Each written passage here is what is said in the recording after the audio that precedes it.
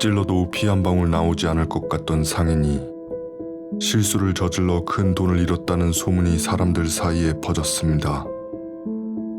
상인과 경쟁 관계에 있던 이들은 이를 놓칠세라 열을 올려 시장 장악을 노렸고, 결국 그들에게 밀리고만 상인은 사업을 접고 자택에 은둔하는 지경에 이르렀습니다. 하지만 상인이 아무리 늙고 지쳐 예전의 명성을 잃었다 해도 그가 쌓은 재산은 강산을 뒤엎고도 남을 정도였기에 상인의 재산을 노리는 자들이 끊이지 않고 상인을 찾아왔습니다. 상인의 오래된 하인들조차 상인의 재산을 몰래 조금씩 빼돌렸고, 이를 눈치챈 상인이 집에서 모든 사람을 쫓아내자 상인은 커다란 자택에 홀로 고립되고 말았습니다. 은둔하는 상인의 집에 출입이 가능한 건 상인의 재산을 관리하는 뚱뚱한 은행원뿐. 둘은 오랜 기간 신뢰를 쌓아온 사이였습니다. 매월 두 번째 주 수요일에 상인을 방문하는 은행원은 최근 상인의 상태가 눈에 띄게 달라지는 걸 알 수 있었습니다. 예전의 쾌활한 모습은 사라지고 금고에 처박혀 산더미같이 쌓인 금화를 등진 채 눈앞 한 줌의 금화만 안개 낀 흐릿한 두 눈으로 반복해 세웠고, 속사포처럼 연발하던 의심조의 말투도 무거운 침묵에 눌려 입안에서 공허하게 맴돌 뿐이었습니다. 상인의 주름으로 가득한 얼굴과 힘없이 떨리는 손가락을 보며 상인 또한 세월의 힘에 어쩔 수 없다는 걸 깨달은 은행원은 안타까움에 그만 눈물을 흘리고야 말았습니다. 그렇게 눈물을 훔치며 상인의 자택에서 나온 은행원은 거리에서 한 남자와 마주쳤습니다. 빼어난 외모와 말솜씨로 금세 은행원의 마음을 사로잡은 남자는 상인의 재산을 노리던 사기꾼이었습니다.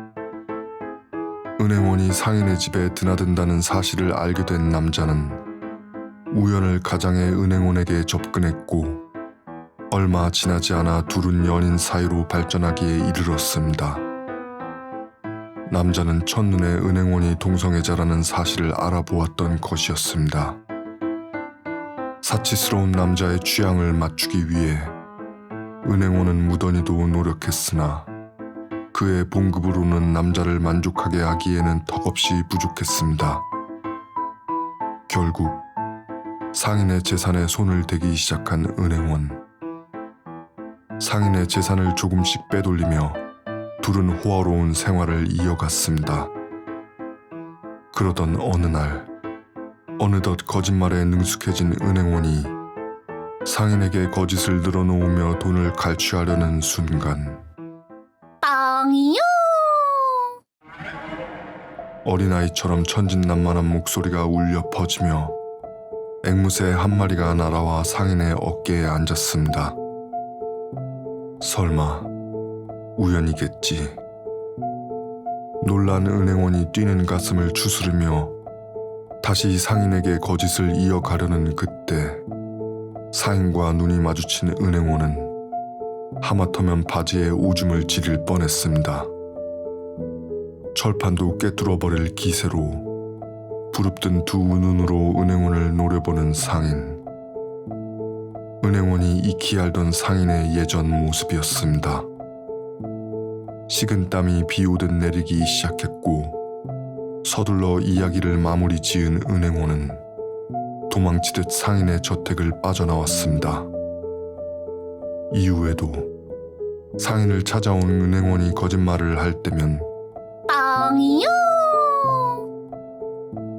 앵무새가 말할 때마다 상인은 노기를 띤 얼굴로 은행원을 노려보았고, 상인으로부터 더는 돈을 뜯어낼 수 없게 된 은행원은 이 사실을 남자에게 털어놓았습니다.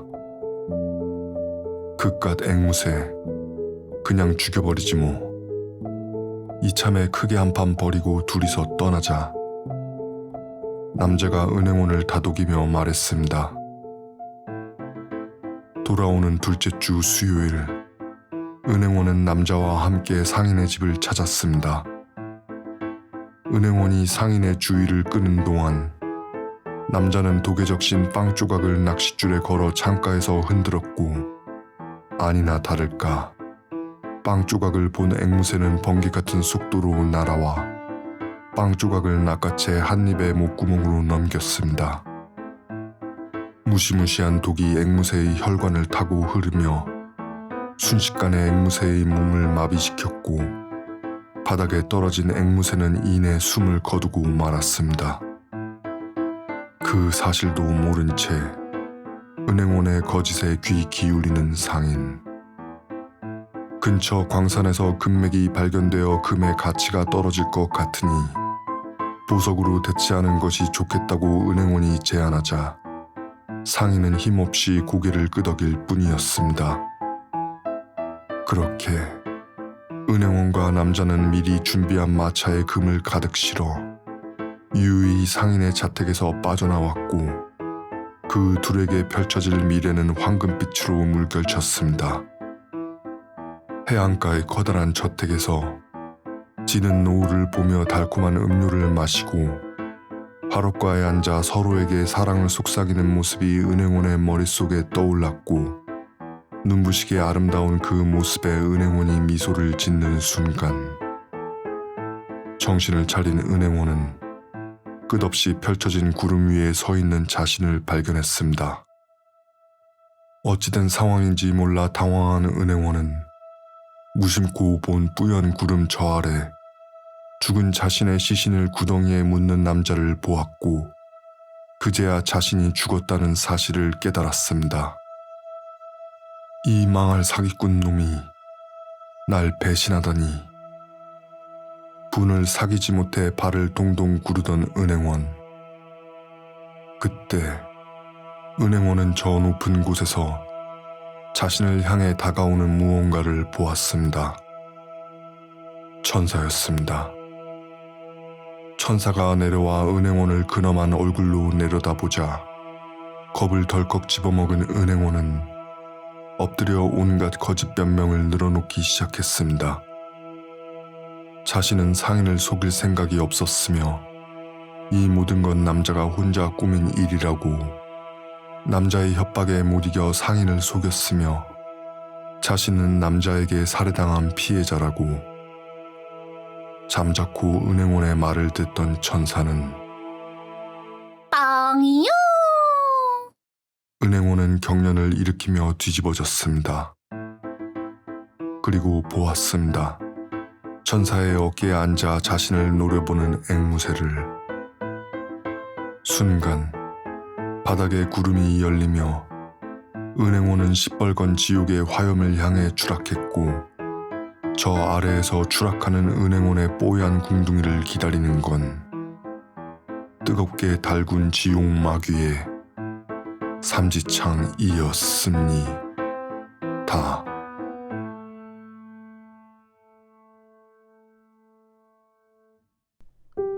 안녕하세요, 바젤입니다. 이번 이야기는 아내의 도움이 컸습니다. 제가 하는 일 관계상 말도 못할 거짓말쟁이들을 많이 만나는데요, 듣고 있으면 정말 과관입니다. 그들이 거짓말을 늘어놓을 때 제가 뻥이요 하면 웃기겠다고 아내가 말한 게 지금의 이야기로 발전했습니다.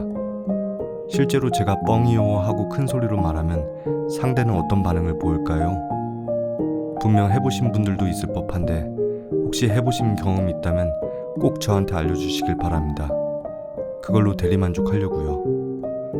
제가 들었던 가장 큰 거짓말은 정치가의 입에서 나왔습니다. 누구인지는 말 안 하겠지만 TV에서 그 새빨간 거짓말을 듣고 있으니 화가 치밀어 올랐습니다.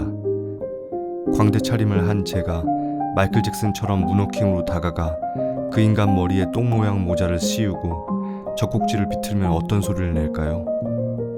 집게로 혓바닥을 끄집어내 그 위에 티스푼으로 똥을 발라주고 싶습니다. 버터 바르듯이 천천히 부드럽고 우아하게. 죄송합니다. 아무튼 지금 이 글을 쓰고 있는 날이 1월 30일입니다. 내일 31일에는 대선 후보 양자 토론이 있는 날입니다. 또 어떤 거짓말들이 오고 갈지 생각하면 벌써부터 제 목구멍에 손가락을 넣고 싶은 기분인데요. 부디 국민을 위하는 정직한 대통령이 선출되길 바랍니다. 음악에 대해 이야기하자면 이번에는 4곡을 썼습니다. 정말 힘든 작업이었습니다. 마음이 급해서 신경을 못 쓴 게 사실이고요. 저에게 가장 이상적인 건 한 곡으로 여러 분위기를 연출하면서 끝까지 마무리 짓는 게 가장 좋기는 한데 실력이 받쳐주질 않네요. 실력을 키우려고 수문당에서 나온 16세기 대위법을 사서 공부하고 있습니다. 제가 배우는 게 원체에 느려서 언제 제대로 된 음악이 나올지는 모르겠으나 지금 조회수로 봐서는 그 전에 채널이 사라질 수도.